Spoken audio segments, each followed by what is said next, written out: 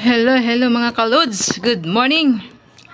So for this morning, magluluto tayo ng saging na hilaw. Dalaga natin siya.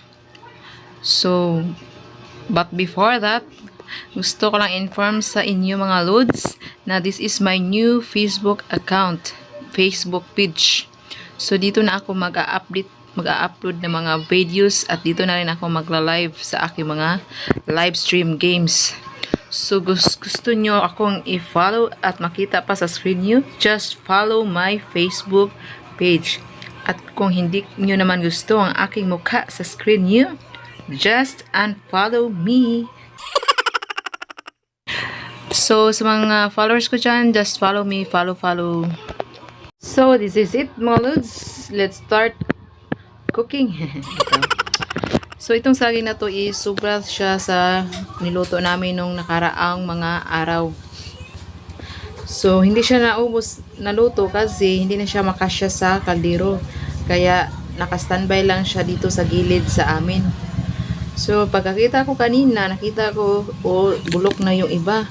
Sobrang bulok na, hindi na talaga siya pwedeng kainin. Kinakain na siya ng mga insekto. Iwan ko ba kung anong insekto ang kumakain dito. Kaya, naisipan ko talagang lutuin siya ngayon kasi baka mabulok lang lahat. Di ba ang sayang naman? Mahirap pala makakita ngayon ng saging na pwede nang lutuin ba? So, yung iba, medyo hinog na siya. Hinog na siya yung mga, pero, action na siya bulok. So kaya niluto ko na talaga para hindi siya masayang para makain namin. So ayan na nga mga loads. Nilagay ko na sa kaldero ang ating saging. Ready na ito sa salang sa apoy. So nilagyan ko muna ng sabaw para may sabaw. Yung sakto lang na sabaw, hindi yung gaano marami, hindi yan. So pagkatapos nito mga loads, isasain na natin ito sa apoy. Gagawa muna tayo ng apoy para doon natin isasaing. Maghihintay lang tayo ng mga 100 years at saka ito mag-aapoy. So mga loads, habang hinihintay natin ang ating sinaing na saging, puntahan naman natin ang ating alagang mga manok. So it's time for feeding. So, it's almost 8 o'clock. So, medyo mainit na sa labas. So, kailangan natin silang pakainin. Kasi, sigurado akong gutom na ng mga chicken natin. Sa mga may alaga dyan, hindi lang chicken, mga baka, karabaw, kanding, at ano-ano pa dyan. Kailangan natin silang alagaan ng gusto. Kasi, hindi naman sila nakapagsasalita kung ginugutom ba sila or inuuhaw.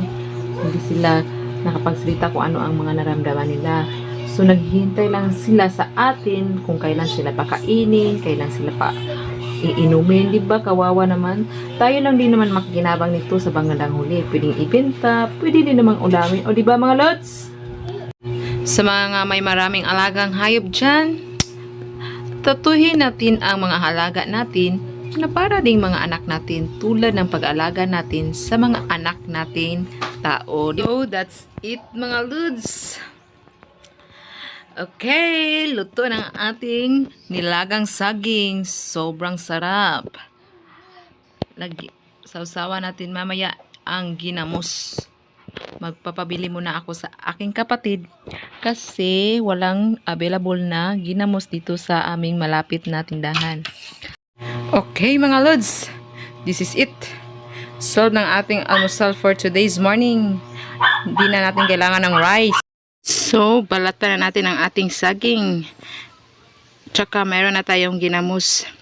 Binilahan ako ng kapatid ko at may sasawa na tayo. So ito na lods ang ating saging with ginamos. Ngain na po tayo.